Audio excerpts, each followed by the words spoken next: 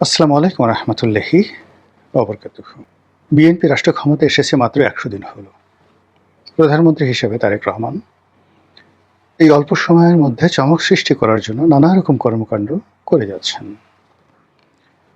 কিন্তু অবাক করার ব্যাপার হলো তিনি যা কিছুই করছেন, যা কিছু বলছেন, তার এবং তার যারা উপদেষ্টা সবার একটা ধারণা যায় এতে করে জনগণ খুব খুশি হবেন, জনগণ প্রশংসা করবে এবং সরকারের প্রতি সন্তুষ্ট থাকবে। কিন্তু প্রায় সব ক্ষেত্রে হিতে বিপরীত হয়ে যাচ্ছে। একটা একটা করে বলবো, কিন্তু তার আগে বলে নিই যে এই অল্প কয়েকদিনের মধ্যে সরকারের বিরুদ্ধে যে সকল ঘটনা ঘটে যাচ্ছে এটা নজিরবিহীন।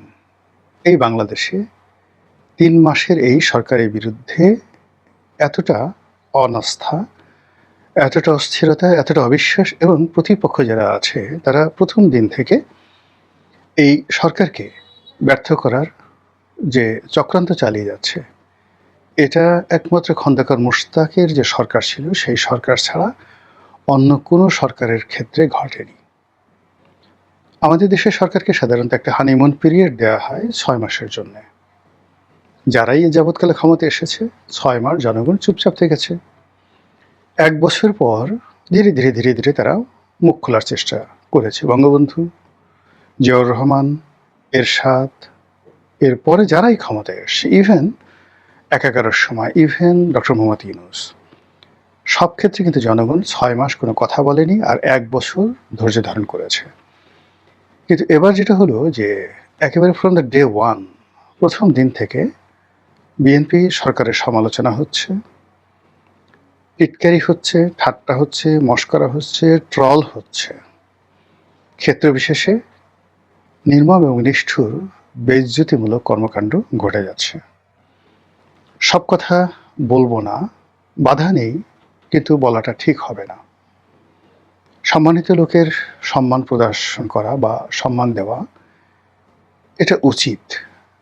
যারা দিচ্ছে না সেটা তাদের ব্যক্তিগত ব্যাপার, কিন্তু এই বিষয়গুলো আবার যদি ওই অসম্মানিতভাবে প্রচার করা হয়, ওই দায় দায়িত্ব যারা প্রচার করেন তাদেরও কিছুটা থেকে যায়। এই জন্য আসলে সব কথা বলা যাবে না।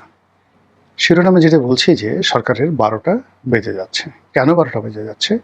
ফ্রম দ্য ডে ওয়ান সরকারের বিরুদ্ধে যে চক্রান্তগুলো চলছে, এটা রাজপথে কোনো দৃশ্যমান মিছিল নাই, মিটিং নেই, দৃশ্যমান কোনো বিপ্লব নেই, কোনো বিক্ষোভ বা নেতিবাচক কোনো চক্রান্ত নেই। কিন্তু যে সর্বনাশী কাণ্ডগুলো ঘটছে সেটা হলো একটা সাংস্কৃতিক বিপ্লব হয়ে যাচ্ছে। পাকিস্তান জমানা থেকে আমরা দেখেছি যে রাজপথ গরম করার আগে একটা সাংস্কৃতিক বিপ্লব হয়। সে বিপ্লবের একেবারে প্রথম ধাপ ছবি আঁকে, কার্টুন আঁকে, যেটিকে আমরা এখন গ্রাফিতি বলি। এটি আপনাদের মনে আছে যে ইয়াহিয়া খানের গোলাম আজমের যে বিকৃত ছবিগুলো আঁকা হয়েছিল এবং তার প্রেক্ষিতে একটা ৬৯-এর গণ অভ্যুত্থান হয়ে গিয়েছিল। আপনি যদি এরশাদ সাহেবের বিরুদ্ধে দেখেন, তার পতনের আগে তাকে কেন্দ্র করে গান হয়েছে, গ্রাফিতি হয়েছে, তার অনেকগুলো বাজে উপাধি হয়েছে। তার মধ্যে একটা ছিল বিশ্ব বেহায়া, স্বৈরাচারী বিশ্ব বেহায়া, এবং তার অনেকগুলো বিকৃত কার্টুন তৈরি করা হয়েছিল। একইভাবে পরবর্তী যে সরকারগুলো, ধরুন সেই যে ২০০১ সন থেকে ২০০৬, সেখানে তারেক রহমান সাহেবকে, হাওয়া ভবনকে এবং আরও সংশ্লিষ্ট অন্তত ১০ জন লোককে যেভাবে পোর্ট্রেট করা হয়েছিল সেটি বিএনপি সামাল দিতে পারেনি। আওয়ামী লীগের অবস্থাও একই। সেটা ২০০৯ থেকে একদম যাকে বলা হয় ২৪ পর্যন্ত, কিংবা ৯৬ থেকে ২০০১ পর্যন্ত। প্রতিটি সরকারের পতনের আগে একটা সাংস্কৃতিক বিপ্লব হয়। প্রথমে ছবি আঁকা, এরপরে গান রচনা, এরপরে নাটক, এরপরে কবিতা, এরপরে রাজপথ গরম হয়ে যায়। তো সেই দিক থেকে আপনি চিন্তা করুন যে এই মুহূর্তে গত ১০০ দিনে, যেটা ডক্টর মোহাম্মদ ইউনূসের প্রথম ১ বছর হয়নি, কিন্তু বিএনপির প্রথম ১০০ দিনের মধ্যে ইন্টারনেটে গালাগালি, তার পরিবার পরিজন, তার মন্ত্রী পরিষদের পরিবার পরিজন, তার একান্ত প্রভাবশালী যারা লোকজন রয়েছেন তাদেরকে কেন্দ্র করে নানা রকম দুর্নাম বদনাম, এআই ব্যবহার করে বিভিন্ন রকম বিকৃত ছবি, এগুলো বাদ দেন। কিন্তু যেগুলো ইন্টেলেকচুয়াল প্রপার্টি, সেই ইন্টেলেকচুয়াল প্রপার্টিগুলো এখন রীতিমতো ভাইরাল হয়ে পড়েছে। বিএনপির চাঁদাবাজি নিয়ে, এই আমলের হাম নিয়ে যে গানগুলো রচিত হয়েছে, বিএনপি যে কার্ড দিয়েছে, বিএনপি যে খাল কাটার কর্মসূচি গ্রহণ করেছে, বা এই যে তারেক রহমান সাহেব যে কাজগুলো জনগণের তুষ্টির জন্য করছেন, সেই কাজগুলোকে ট্রল করার জন্য যে সকল পুঁথি, যে সকল পুঁথি সাহিত্য, যে সকল কবিতা, যে সকল গীতি কবিতা, এই মানে বিভিন্ন মানুষে ভিডিও আকারে, অডিও আকারে যেভাবে মানে সামাজিক মাধ্যমে ছড়িয়ে দিয়েছে, এটি আনবিলিভেবল, কল্পনাই করা যায় না। যেমন ধরুন তাহেরির একটা জিকির আছে, সেই ডিজে জিকের, এই জিকিরকে নিয়ে অনেকগুলো মেয়ে ছেলে তারা নানাভাবে এটাকে ভাইরাল করেছে। বা দেখা গেল ওই যে হাফিজুর রহমান কুয়াকাটা, তার একটা বক্তব্য ছিল যে এই চুপ কর, কি একটা কথা যেন একটা ছোট বাচ্চা ছেলে বলে এসেছিল, জয় বাংলা। তো এরকম ভাইরাল হয়ে গেছে। আরেকজন এই মুরব্বী উহু হু হু করে একটা বক্তব্য দিয়েছিল একজন, সেটাও ভাইরাল হয়ে গেছে।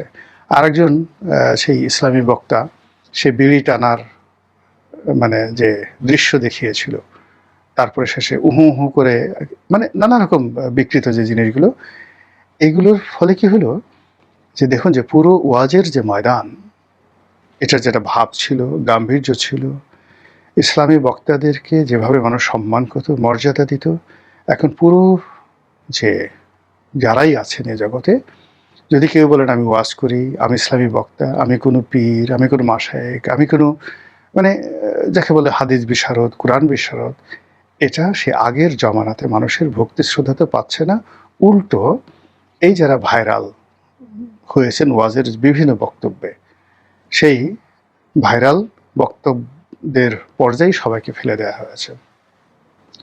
তো সেদিক থেকে ধরেন এই যে বিএনপিকে নিয়ে এখন যে সকল গান হচ্ছে, যে সকল নাচ হচ্ছে, যে সকল ছোট ছোট নাটিকা তৈরি হচ্ছে, যে সকল টিকটক তৈরি হচ্ছে, এবং বহু সংখ্যক মেয়েরা বিশেষ করে যে অমির রহমান পিয়ালের যে বায়োস্কোপ, এই বায়োস্কোপের যে পুরো ডায়ালগগুলো, এই ডায়ালগগুলোকে 10 সেকেন্ড, 15 সেকেন্ড, 20 সেকেন্ডে ভাগ ভাগ করে সুন্দরী সুন্দরী মেয়েরা, সুন্দর সুন্দর ছেলেরা, যারা খুবই দেখতে সুন্দর, প্রেজেন্টেবল, তারা যেভাবে অভিনয় করে ইন্টারনেটে ছেড়ে দিয়েছে, এটা বিএনপি বস্তা বস্তা বা টনকে টন স্বর্ণ দিয়েও এই দুর্নাম ঘুচাতে পারবে না।